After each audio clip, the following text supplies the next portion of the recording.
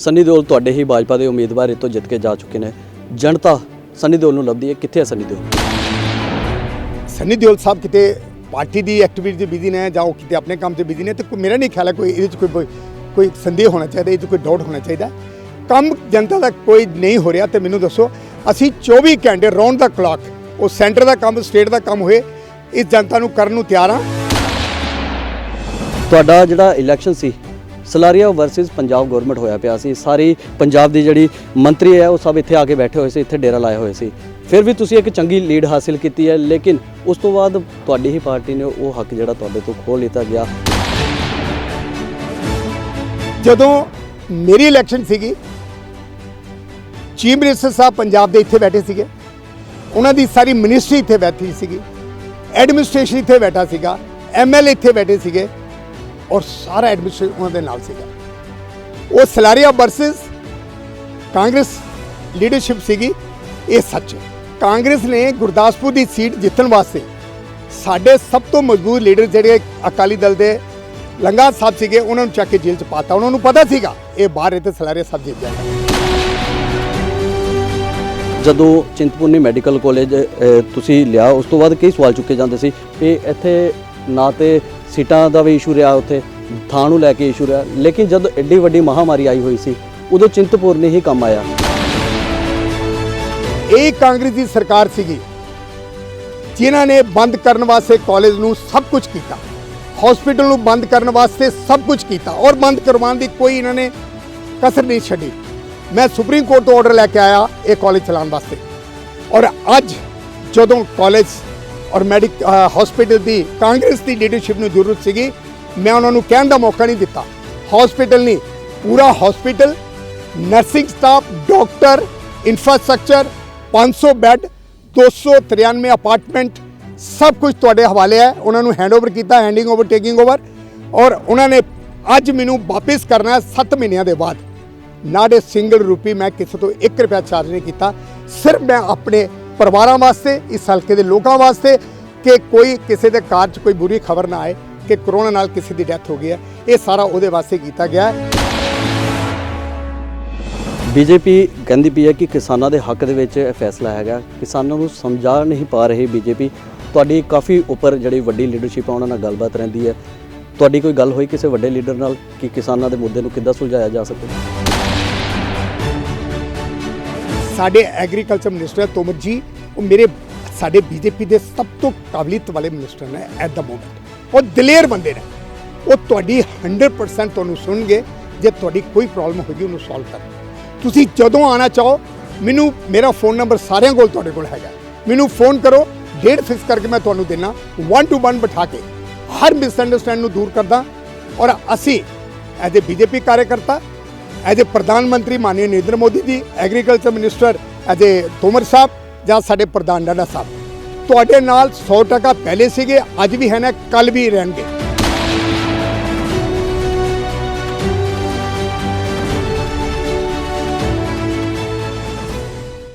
ਹਲਕਾ ਗੁਰਦਾਸਪੁਰ ਤੋਂ ਲੋਕ ਸਭਾ ਚੋਣ ਲੜ ਚੁੱਕੇ ਸਵਰਨ ਸਲਾਰੀਆ ਇਸ ਵਕਤ ਅੱਜ ਸਾਡੇ ਨਾਲ ਨੇ ਤੇ ਉਹਨਾਂ ਨਾਲ ਗੱਲਬਾਤ ਕਰਾਂਗੇ, ਕਿਉਂਕਿ ਬਿਹਾਰ ਦੇ ਵੀ ਅੱਜ ਨਤੀਜੇ ਆ ਰਹੇ ਨੇ। ਪਹਿਲਾਂ ਤੇ ਬਿਹਾਰ ਤੋਂ ਗੱਲ ਕਰਦੇ ਆ, ਜਿਹੜੇ ਨਤੀਜੇ ਹੈਗੇ ਆ ਉਹ ਬੀਜੇਪੀ ਦੇ ਹੱਕ ਵੱਲ ਚਲੇ ਗਏ ਨੇ। ਜਿਹੜੀ ਬਹੁਮਤ ਨਿਤਿਨ ਦੀ ਸਰਕਾਰ ਵੱਲ ਜਾਂਦਾ ਪਿਆ, ਤੁਹਾਡਾ ਕੀ ਕਹਿਣਾ? नमस्कार जी। देखो, बिहार च असी 15 साल तो नतीजे साढ़े चीफ मिनिस्टर सीगे, मैं मानता कुछ कमियां सीगियां, वो जिहड़ियां कमियां सीगियां वो सारे हिंदुस्तान नूं पता, बिहारियों नूं पता है, बिहार के नगर वासियों नूं पता है। मोदी साहब दे आउण नाल, उन्हां दी पर्सनल कमिटमेंट दे नाल, सेंटर के बेनीफिट जिहड़े स्टेट नूं दिते गए हैं, स्पैशली लेडीज़ नूं उन्होंने रंग लाया।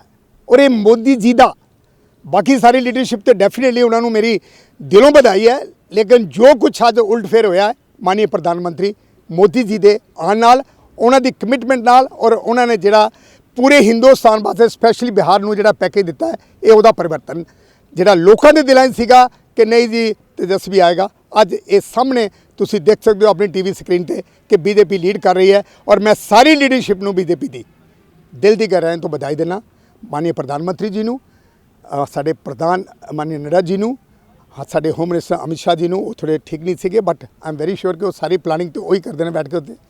ਔਰ ਸਾਡੀ ਬਾਕੀ ਲੀਡਰਸ਼ਿਪ ਜਿਨ੍ਹਾਂ ਨੇ ਪੂਰਾ ਬਿਹਾਰ 'ਚ ਕੰਮ ਕੀਤਾ ਹੈ, ਬਹੁਤ ਬਹੁਤ ਵਧਾਈ। ਔਰ ਸਪੈਸ਼ਲੀ ਬਿਹਾਰ ਦੇ ਲੋਕਾਂ ਨੇ ਜਿਨ੍ਹਾਂ ਨੇ ਇਹ ਫਰਕ ਸਮਝਿਆ ਕਿ ਲਾਲੂ ਜੀ ਦੇ ਰਾਜ 'ਚ ਕੀ ਹੁੰਦਾ ਸੀਗਾ ਔਰ ਅੱਜ ਕੀ ਹੋਇਆ ਨਤੀਜੇ ਦੇ।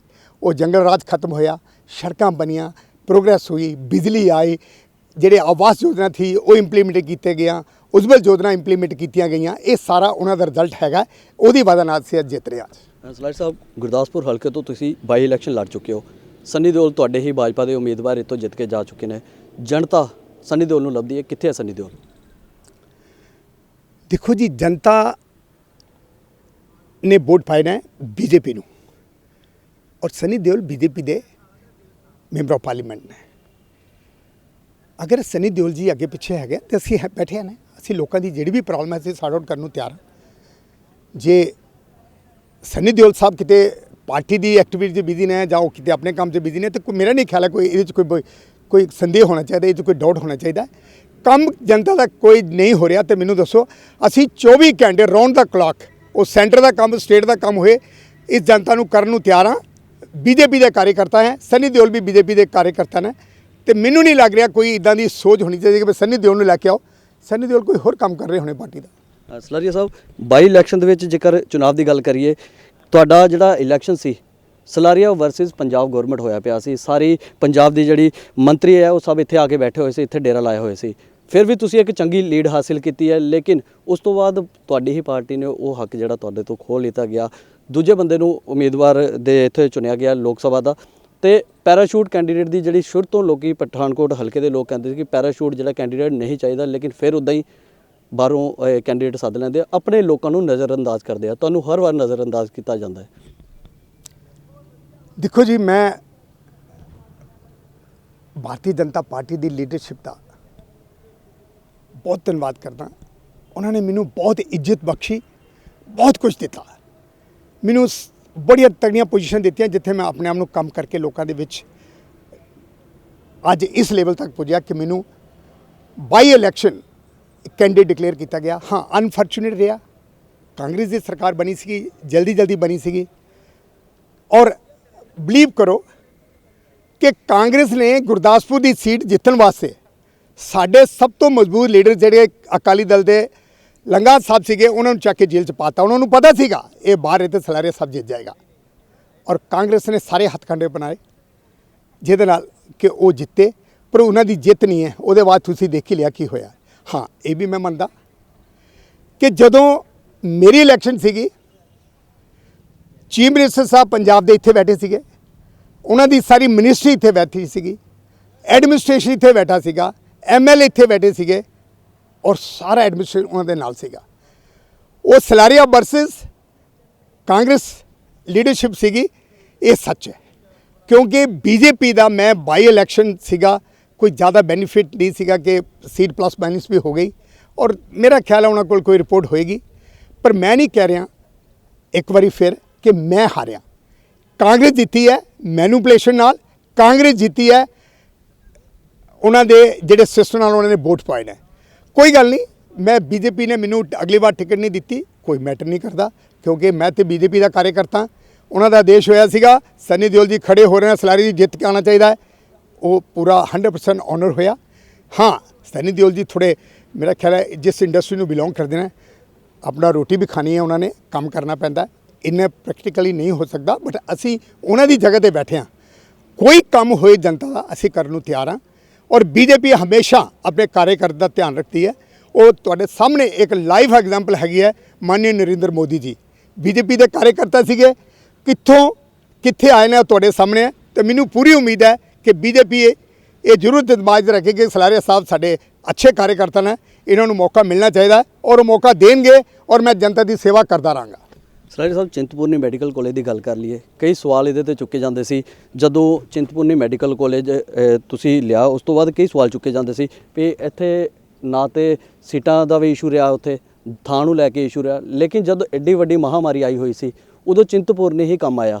ਤੁਸੀਂ ਸ਼ੁਰੂ ਤੋਂ ਕਹਿੰਦੇ ਸੀ ਕਿ ਪਠਾਨਕੋਟ ਅਤੇ ਗੁਰਦਾਸਪੁਰ ਦੇ ਨਾਲ ਹੋਰ ਜਿਹੜੇ ਸੂਬੇ ਆ ਉਹਦੇ ਲਈ ਇਹ ਵਰਦਾਨ ਸਾਬਿਤ ਹੋਵੇਗਾ, ਲੇਕਿਨ ਸਰਕਾਰ ਹਮੇਸ਼ਾ ਇਹਨੂੰ ਨਜ਼ਰਅੰਦਾਜ਼ ਕਰਦੀ ਰਹੀ। ਲੇਕਿਨ ਉਹੀ ਸਾਹਮਣੇ ਆਇਆ, ਉਹੀ ਲੋਕਾਂ ਨੂੰ ਢਾਹ ਲੱਭੀ ਉੱਥੇ ਰਹਿਣ ਨੂੰ। ਉੱਥੇ ਤੁਸੀਂ ਚਿੰਤਪੁਰਨੀ ਦੇ ਵਿੱਚ 500 ਤੋਂ ਜ਼ਿਆਦਾ ਬੈੱਡ ਜਿਹੜੇ ਦਿੱਤੇ ਹੋਏ ਸੀ। ਤੁਹਾਡਾ ਕੀ ਕਹਿਣਾ ਇਸ ਬਾਰੇ?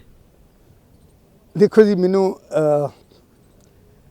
ਦੁੱਖ ਹੁੰਦਾ ਹੈ ਕਿ ਕੋਈ ਚੰਗਾ ਕੰਮ ਕਰ ਰਿਹਾ ਹੋਏ, ਉਹ ਬੀਜੇਪੀ ਦਾ ਕਾਰਜਕਰਤਾ ਹੋਏ, ਉਹ ਅਕਾਲੀ ਦਲ ਦਾ ਹੋਏ, ਉਹ ਕਾਂਗਰਸ ਦਾ, ਉਹਨੂੰ ਇਨਕਰੇਜ ਕਰਨਾ ਚਾਹੀਦਾ ਹੈ।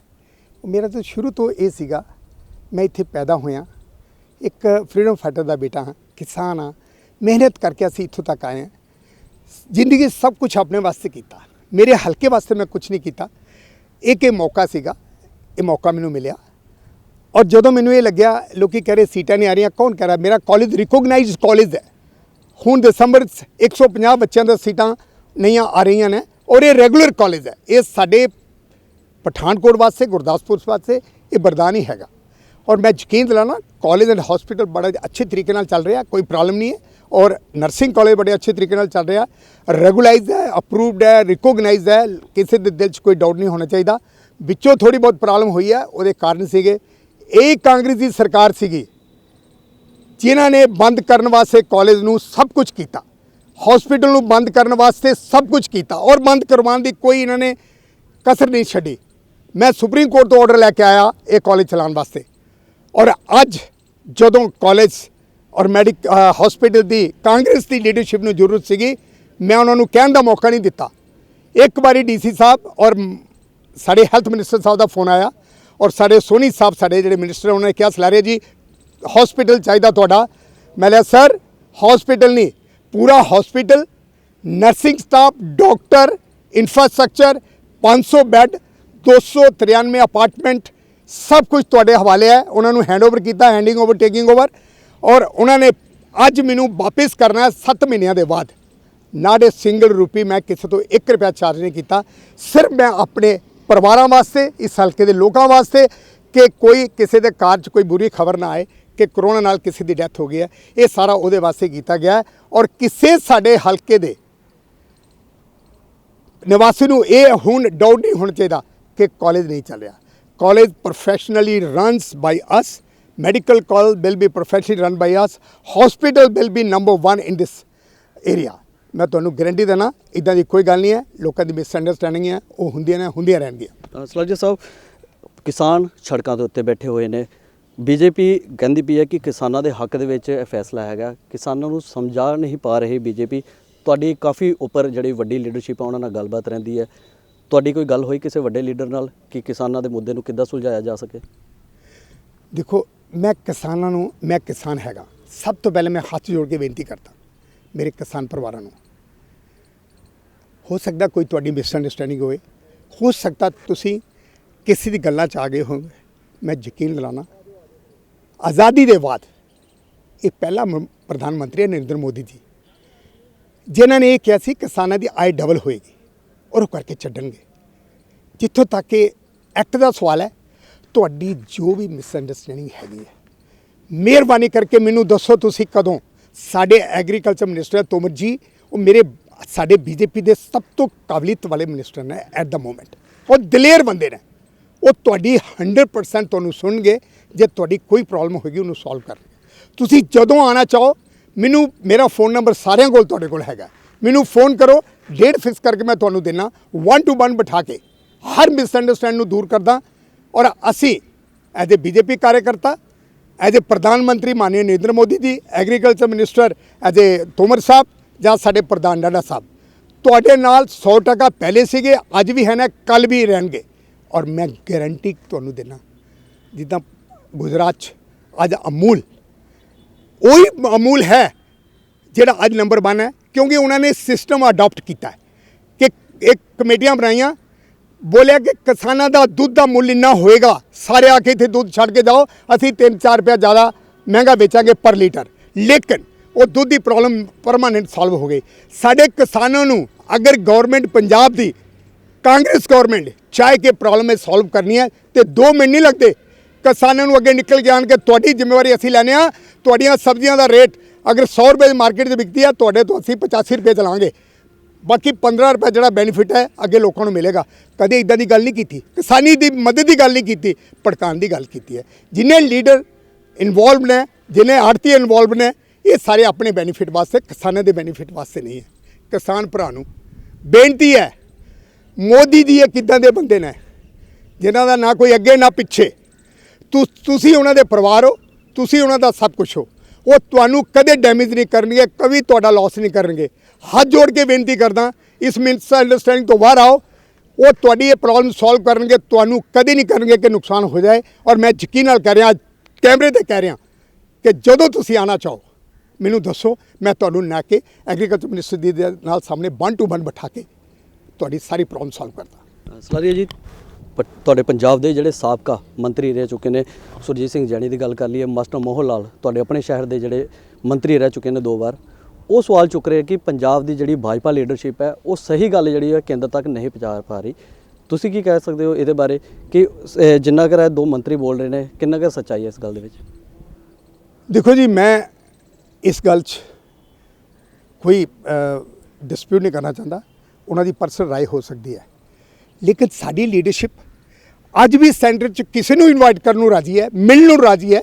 ਸਾਡੇ 3 ਦਿਨ ਪਹਿਲੇ ਤੋਮਰ ਸਾਹਿਬ ਨੇ, ਸਾਡੇ ਐਗਰੀਕਲਚਰ ਮਿਨਿਸਟਰ, ਉਹਨਾਂ ਨੇ ਬੜੇ ਕਲੀਅਰ ਲਫ਼ਜ਼ਾਂ ਵਿੱਚ ਬੋਲਿਆ ਕਿ ਜੋ ਵੀ ਕਿਸਾਨਾਂ ਦੇ ਲੀਡਰ ਨੇ, ਉਹਨਾਂ ਦੇ ਜਿਹੜੀ ਮਦਦਦਾਰ ਨੇ, ਉਹ ਮੇਰੇ ਕੋਲ ਜਦੋਂ ਮਰਜ਼ੀ ਆ ਜਾਣ। ਮੈਂ ਇੱਕ ਪੁਆਇੰਟ ਕਲੀਅਰ ਕਰਕੇ ਦੇਣਾ, ਅਕਾਲੀ ਦਲ ਦੀ ਗੱਲ ਹੈ, ਸਾਡੇ ਹਮੇਸ਼ਾ ਸਾਡੇ ਨਾਲ ਰਹੇ ਨੇ, ਅਸੀਂ ਉਹਨਾਂ ਦੇ ਨਾਲ ਹੈ। ਉਹ ਵੀ ਕਿਸਾਨ ਨੇ, ਅਸੀਂ ਵੀ ਕਿਸਾਨ ਹਾਂ। ਔਰ ਸਪੈਸ਼ਲੀ ਮੈਂ ਤਾਂ ਯਾਰ ਸਭ ਪਹਿਲੇ ਕਿਸਾਨ ਹਾਂ, ਫਿਰ ਬਾਅਦ 'ਚ ਸਭ ਕੁਛ ਹਾਂ। ਅਤੇ ਮੈਂ ਸਾਰਿਆਂ ਦੀ ਤਕਲੀਫ ਅੱਛਾ ਬੁਰਾ ਸਮਝਣਾ। ਪੰਜਾਬ ਕਿਸਾਨ ਸਾਡੇ ਅੰਨਦਾਤਾ ਨੇ, ਉਹਨਾਂ ਦੇ ਸਿਰ 'ਤੇ ਅਸੀਂ ਜੀਨੇ ਹਾਂ, ਉਹਨਾਂ ਦਾ ਨੁਕਸਾਨ ਕਿੱਦਾਂ ਕਰ ਸਕਦੇ ਹਾਂ। ਬਾਕੀ ਸਾਡੀ ਲੀਡਰਸ਼ਿਪ ਦੀ ਜਿਹੜੀ ਗੱਲ ਹੈ, ਆਈ ਡੋਂਟ ਥਿੰਕ ਮੋਦੀ ਸਭ ਤੋਂ ਚੰਗਾ ਬੰਦਾ ਅੰਡਰਸਟੈਂਡ ਕਰ ਸਕਦਾ ਕਿਸਾਨਾਂ ਨੂੰ ਕੋਈ। ਗੁਜਰਾਤ 'ਚ ਰੈਵੋਲੂਸ਼ਨ ਆਇਆ ਨਾ, ਉਹ ਮੋਦੀ ਦੀ ਲੈ ਕੇ ਆਏ। ਹਿੰਦੁਸਤਾਨ 'ਚ ਰੈਵੋਲੂਸ਼ਨ ਆਇਆ, ਅੱਜ ਵਰਲਡ 'ਚ ਨੰਬਰ 1 'ਚ ਲੈ ਕੇ ਗਏ ਨੇ, ਅਤੇ ਮੋਦੀ ਜੀ ਦੀ ਵਜ੍ਹਾ ਨਾਲ। ਉਹ ਕਿਸਾਨਾਂ ਦੀ ਪ੍ਰੋਬਲਮ ਲੋਕੀ ਮਿਸਗਾਈਡ ਜਿੰਨਾ ਮਰਜ਼ੀ ਕਰ ਲੈਣ, ਮੋਦੀ ਜੀ ਦਾ ਹੋਣ ਨਹੀਂ ਦੇਣਗੇ। ਅੱਜ ਤੁਹਾਡੇ ਸਾਹਮਣੇ ਬਿਹਾਰ 'ਚ ਕੀ ਨਹੀਂ ਹੋਇਆ। ਅੱਜ ਜਿੱਤ ਕੇ ਬਿਹਾਰ ਅੱਜ ਸਰਕਾਰ ਬਣਾਉਣ ਜਾ ਰਹੇ ਹਾਂ। ਔਰ ਮੈਂ ਪੰਜਾਬ ਦੇ ਕਿਸਾਨਾਂ ਨੂੰ ਹੱਥ ਜੋੜ ਕੇ ਬੇਨਤੀ ਕਰਦਾ ਇੱਕ ਵਾਰੀ ਫਿਰ, ਇਹ ਜਿਹੜਾ ਤੁਸੀਂ ਆੜਤੀ ਤੋਂ ਜਿਹੜੇ ਉਹ 100 ਕੁਇੰਟਲ ਤੁਸੀਂ ਅਗਰ ਕਣਕ ਲੈ ਕੇ ਆਉਂਦੇ ਹੋ, 3% ਕੱਢ ਦਿਓ, ਇਹ ਸਾਰਾ ਤੁਹਾਡਾ ਨੁਕਸਾਨ ਹੈ। ਇਹ ਮੋਦੀ ਜੀ ਤੁਹਾਨੂੰ ਇਹ ਤੋਂ ਬਾਹਰ ਕੱਢ ਰਹੇ ਨੇ ਕਿ ਕੋਈ ਵਿੱਚੋਂ ਵਿਚੋਲੀਏ ਬਾਹਰ ਨਿਕਲਣ। ਤੁਸੀਂ ਮੈਨੂੰ ਇਹ ਦੱਸੋ, ਤੁਹਾਨੂੰ ਚਾਹੀਦਾ ਕੀ ਹੈ? ਮਿਨੀਮਮ ਸਪੋਰਟ ਪ੍ਰਾਈਸ ਹੈ, ਕਦੇ ਖਤਮ ਨਹੀਂ ਹੋਏਗੀ। ਤੁਹਾਨੂੰ ਮੰਡੀਆਂ ਤੁਹਾਡੀਆਂ ਕਦੇ ਖਤਮ ਨਹੀਂ ਹੋਣਗੀਆਂ। ਵਿਚੋਲੀਏ ਤੁਹਾਡੇ ਵਿੱਚੋਂ ਨਿਕਲ ਰਹੇ ਨੇ, ਬਹੁਤ ਚੰਗਾ ਨਿਕਲ ਰਹੇ ਨੇ। ਤੁਹਾਡੀ ਫਸਲ ਹੈ, ਜਿੱਥੇ ਮਰਜ਼ੀ ਵੇਚੋ। ਇਹਦੇ ਇਲਾਵਾ ਮੈਨੂੰ ਇਹ ਦੱਸੋ, ਅਗਰ ਤੁਹਾਡੀ ਜ਼ਮੀਨ ਤਾਂ ਕੋਈ ਕੰਟਰੈਕਟ ਫਾਰਮਿੰਗ ਵੀ ਕਰਦਾ ਹੈ, ਤੁਹਾਡੀ ਮਰਜ਼ੀ ਹੈ, ਦਿਓ ਨਾ ਦਿਓ, ਕੋਈ ਤੁਹਾਨੂੰ ਫੋਰਸ ਨਹੀਂ ਕਰ ਸਕਦਾ। ਔਰ ਫਿਰ ਐਕਟ ਵਿੱਚ ਸਭ ਤੋਂ ਵੱਡੀ ਗੱਲ ਹੈ, ਤੁਸੀਂ ਤੁਹਾਡੀ ਜ਼ਮੀਨ ਦੇ ਮਾਲਕ ਰਹੋਗੇ।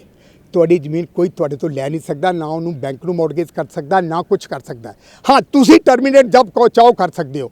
ਉਹ ਸਾਡੇ ਪੰਜਾਬ 'ਚ ਇਹ ਐਕਟ 2007 'ਚ ਕੰਟਰੈਕਟ ਫਾਰਮਿੰਗ ਦਾ ਐਕਟ ਗਵਰਨਮੈਂਟ ਲੈ ਕੇ ਆਈ ਥੀ। ਉਹ ਐਕਟ ਔਰ ਸੈਂਟਰ ਦੇ ਐਕਟ 'ਚ ਕੋਈ ਇੱਕ ਬਿਲਕੁਲ ਫਰਕ ਨਹੀਂ ਹੈਗਾ। ਅਤੇ ਮੈਨੂੰ ਇਹ ਸਮਝ ਨਹੀਂ ਆਉਂਦੀ ਮਿਸਅੰਡਰਸਟੈਂਡਿੰਗ ਕਿਹਦੀਆਂ ਹੋ ਰਹੀਆਂ। ਮਿਹਰਬਾਨੀ ਕਰਕੇ ਬਾਹਰ ਨਿਕਲੋ, ਆਪਣਾ ਕੰਮ ਕਰੋ। ਮੈਂ ਯਕੀਨ ਦਿਲਾਵਾਂ, ਪੂਰੀ ਹਿੰਦੁਸਤਾਨ ਬੀਜੇਪੀ ਦੀ ਸਰਕਾਰ ਇਨਕਲੂਡਿੰਗ ਮੇਰੇ ਮਾਨनीय ਪ੍ਰਧਾਨ ਮੰਤਰੀ ਨਰਿੰਦਰ ਮੋਦੀ ਜੀ ਤੁਹਾਡੇ ਨਾਲ ਨੇ।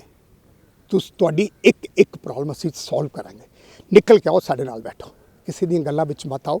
ਹਰ ਬੰਦੇ ਨੂੰ ਆਪਣਾ ਇੰਟਰਸਟ ਹੈ ਆਪਣੀ ਰਾਜਨੀਤੀ ਚਮਕਾਉਣ ਦਾ। ਯਕੀਨੀ ਬੀਜੇਪੀ ਕਾਰਜਕਰਤਾ, ਪੂਰੀ ਲੀਡਰਸ਼ਿਪ, ਪੂਰੀ ਮਿਨਿਸਟਰੀ ਕਿਸਾਨਾਂ ਦੇ ਨਾਲ ਕੱਲ੍ਹ ਵੀ ਥੀ, ਅੱਜ ਵੀ ਹੈ, ਆਉਣ ਵਾਲੇ ਟਾਈਮ 'ਤੇ ਵੀ ਰਹੇਗੀ। ਸਲਾਰੀ ਜੀ, ਆਖਰੀ ਸਵਾਲ ਮੇਰਾ, ਤੁਸੀਂ ਕਹਿੰਦੇ ਪਏ ਹੋ ਕਿ ਭਾਜਪਾ ਜਿਹੜੀ ਹੈ ਉਹ ਜਿੱਤ ਤੇ ਗਈ ਹੈ, ਬਿਹਾਰ ਦੇ ਵਿੱਚ ਤੇ ਜਿੱਤ ਗਈ ਹੈ, ਲੇਕਿਨ ਪੰਜਾਬ ਦੇ ਵਿੱਚ ਇਸ ਵਾਰੀ ਤੁਹਾਡਾ ਅਲਾਇੰਸ ਟੁੱਟ ਗਿਆ। ਉਸ ਤੋਂ ਬਾਅਦ ਕਿਸਾਨ ਸੜਕਾਂ ਤੇ ਹੈ, ਗਾਇਕ ਸੜਕਾਂ ਤੇ ਹੈ, ਹਰ ਪਾਸੇ ਬੀਜੇਪੀ ਦਾ ਵਿਰੋਧ ਹੋ ਰਿਹਾ। 117 ਸੀਟਾਂ ਦੇ ਉੱਤੇ ਇਲੈਕਸ਼ਨ ਕਰਨ ਦੀ ਗੱਲ ਕਰ ਰਿਹਾ ਬੀਜੇਪੀ। ਕਿੱਦਾਂ ਮੁਮਕਿਨ ਹੈ ਕਿ ਬੀਜੇਪੀ ਇਸ ਵਾਰੀ ਜਿੱਤ ਜਾਏਗਾ ਇੱਥੋਂ ਪੰਜਾਬ ਦੇ ਵਿੱਚੋਂ? ਇਹ ਕਿਹਨੇ ਕਹਿਤਾ ਸਾਡਾ ਗਠਬੰਧਨ ਟੁੱਟ ਗਿਆ? ਇਹ ਤਾਂ ਸਪੈਕੂਲੇਸ਼ਨ ਹੈ, ਦੁਨੀਆ ਸੋਚਦੀ ਹੈ, ਸੋਚੇ। ਅਕਾਲੀ ਦਲ ਆਪਣੇ ਮੰਚ ਤੋਂ ਬਾਰ-ਬਾਰ ਕਹਿ ਰਿਹਾ ਗਠਬੰਧਨ ਟੁੱਟ ਗਿਆ। ਨਹੀਂ ਦੇਖੋ, ਇਹ ਰਾਜਨੀਤੀ ਹੈ। ਮੈਨੂੰ ਨਹੀਂ ਕੋਈ ਇੱਦਾਂ ਦੀ ਗੱਲ ਲੱਗਦੀ ਹੈ ਜਿੱਥੇ ਕੋਈ ਗਠਬੰਧਨ ਟੁੱਟਣ ਦੀ ਗੱਲ ਹੋਏ। ਨਾ ਸਾਡੇ ਲੀਡਰਸ਼ਿਪ ਨੇ ਕਿਸੇ ਨੇ ਬਿਆਨ ਦਿੱਤਾ ਹੈ। ਹਾਂ, ਅਕਾਲੀ ਦਲ ਨੂੰ ਜਿਹੜੇ ਉਹ ਕਰ ਰਹੇ ਨੇ, ਕਿਸਾਨ ਨੇ, ਕਿਸਾਨਾਂ ਦੇ ਹੱਕ 'ਚ ਉਹ ਵੀ ਸੀਗੇ, ਪਹਿਲੇ ਵੀ ਸੀਗੇ, ਹੁਣ ਵੀ ਉਹ ਕਿਸਾਨਾਂ ਦੇ ਹੱਕ ਹੈ। ਬੀਜੇਪੀ ਵੀ ਪਹਿਲੇ ਵੀ ਕਿਸਾਨਾਂ ਦੇ ਹੱਕ 'ਚ ਵੀ ਸੀ, ਅੱਜ ਵੀ ਕਿਸਾਨਾਂ ਦੇ ਹੱਕ ਦੀ ਗੱਲ ਕਰ ਰਹੀ ਹੈ। ਅਤੇ ਮੇਰਾ ਇਹ ਖਿਆਲ ਹੈ ਕਿ ਇਹ ਕਹਿਣਾ ਕਿ ਨਹੀਂ ਅਸੀਂ ਕਮਜ਼ੋਰ ਹਾਂ ਪੰਜਾਬ 'ਚ, ਇੱਦਾਂ ਦੀ ਕੋਈ ਗੱਲ ਨਹੀਂ ਹੈ। ਸਾਡੀ ਲੀਡਰਸ਼ਿਪ ਇੰਨੀ ਮਜ਼ਬੂਤ ਹੈ ਕਿ ਦੁਨੀਆ ਨੂੰ ਦੱਸ ਦਿੱਤਾ ਕਿੰਨੇ ਮਜ਼ਬੂਤ ਆ। ਔਰ ਮੇਰਾ ਨਹੀਂ ਖਿਆਲ ਜੇ ਕਿਸੇ ਨੂੰ ਮਿਸਅੰਡਰਸਟੈਂਡਿੰਗ ਵੀ ਹੈਗੀ ਤਾਂ ਟਾਈਮ ਦੇ ਨਾਲ ਨਿਕਲ ਜਾਏਗੀ। ਬਟ ਆਪਾਂ ਸਟਰੋਂਗ ਹੈਗੇ ਹਾਂ। ਪੰਜਾਬ 'ਚ ਵੀ ਅਸੀਂ ਗਵਰਨਮੈਂਟ ਫਾਰਮ ਕਰਾਂਗੇ। ਆਉਣ ਵਾਲੇ ਟਾਈਮ 1 ਸਾਲ ਦੀ ਗੱਲ ਰਹਿ ਗਈ ਹੈ। ਬਿਲਕੁਲ ਕੋਈ ਚਿੰਤਾ ਕਰਨ ਦੀ ਜ਼ਰੂਰਤ ਨਹੀਂ ਹੈ। ਕੋਈ ਕਿਸੇ ਨੂੰ ਕੋਈ ਤਕਲੀਫ ਨਹੀਂ ਹੋਏਗੀ। ਜੇ ਕਿਸੇ ਨੂੰ ਹੈਗੀ ਆ ਉਹ ਵੀ ਸੋਲਵ ਕੀਤੀ ਜਾਏਗੀ। ਇਹ ਸਨ ਸਾਡੇ ਨਾਲ ਸਵਰਨ ਸਿੰਘ ਸਲਾਰੀਆ ਜੀ, ਭਾਜਪਾ ਨੇਤਾ, ਜਿਨ੍ਹਾਂ ਨੇ ਕਿਹਾ ਕਿ 2022 ਦੇ ਜਿਹੜੇ ਚੋਣ ਹੈ ਉਸ ਦੇ ਵਿੱਚ ਭਾਜਪਾ ਇੱਕ ਵੱਡੇ ਮਤ ਨਾਲ ਜਿੱਤੇਗੀ ਤੇ ਜਿਹੜੀ ਮਿਸਅੰਡਰਸਟੈਂਡਿੰਗ ਹੈਗੀਆਂ ਚਾਹੇ ਕਿਸਾਨਾਂ ਦੇ ਵਿੱਚ ਆ ਜਾਂ ਕਿ ਹੋਰ ਆਗੂਆਂ ਦੇ ਵਿੱਚ ਆ ਉਸ ਨੂੰ ਵੀ ਸੋਲਵ ਕੀਤਾ ਜਾਵੇਗਾ ਅਤੇ 2022 ਦੇ ਚੋਣਾਂ ਦੇ ਵਿੱਚ ਜਿਹੜੀ ਭਾਜਪਾ ਹੈ ਉਹੀ ਸੱਤਾ ਦੇ ਵਿੱਚ ਇੱਥੇ ਪੰਜਾਬ ਦੇ ਵਿੱਚ ਆਪਣੀ ਸਰਕਾਰ ਬਣਾਏਗੀ। ਪਠਾਨਕੋਟ ਤੋਂ ਜਤਨ ਸ਼ਰਮਾ, KRT ਨਿਊਜ਼।